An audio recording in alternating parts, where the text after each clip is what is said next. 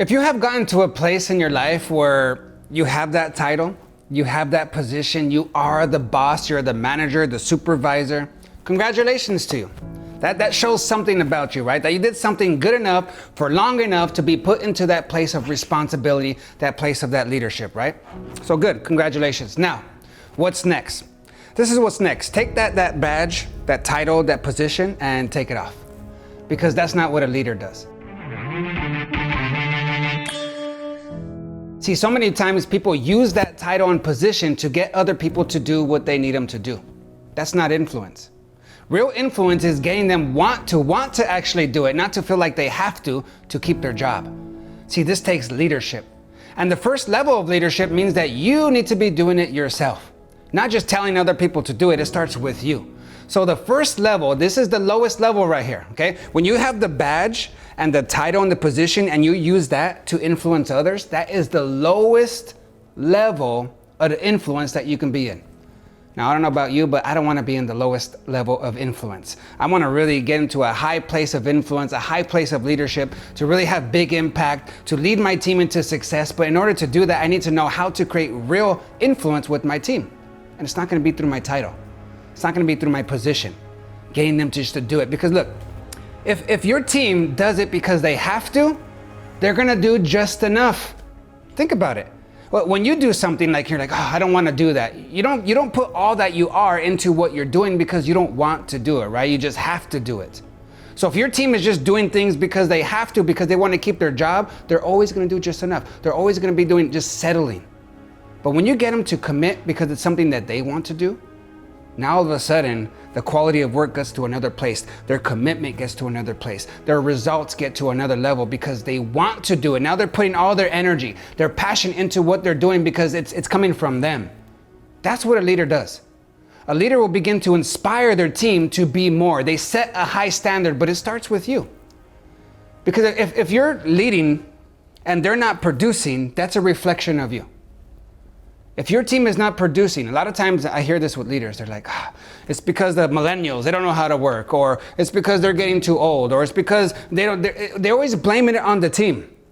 But let me just tell you, as a leader, your team is a reflection of you.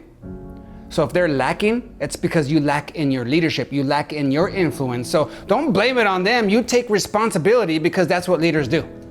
They take full responsibility, not just for themselves, but for their team's results. But it starts with you. So what are you doing for yourself to set a high standard? Are you showing up on time? Are you requiring your people to show up, but you're showing up late? You're not even showing up ready? You're not showing up with a good attitude? You're not showing up with, your hair done right, your beard nice and clean, or your dress nice and ironed. You gotta look good, you gotta talk good, look in there confident, you gotta connect with your people. Yes, this is all a part of your job. This is what you get paid for. Now, if you're not producing these simple things, if you can't even do these first little things in leadership, how are you going to lead somebody else to success? This is leadership 101. This is the basics. I mean, if you can't be, leading yourself in these basic areas, you're not going to last in that leadership position, I'll tell you that. If you can't even get up yourself, brush your teeth, dress right, go in there professional, go in there with a good attitude and a smile on your face. But Richard, I don't feel like smiling. It's about business. And no, you need to put a smile on your face because you're in leadership position. And if you want your team to have a good attitude, if you want your team to look good, if you want your team to be smiling, guess what? You need to do it. It starts with you. So I want you to take a little check on yourself right now. Just be honest. Really look into the mirror and start to look at those things that you know that you should be doing, but you're not doing. Let's start there. See, I don't want to talk about all the bigger things, all the big success and all the things that you can do if you can't even do these basic things. So let's face reality right now. What are some things that you should be doing right now that you know you should be doing, but you're not freaking doing it? What is it? Own it, embrace it, take responsibility for it, and let's make some change.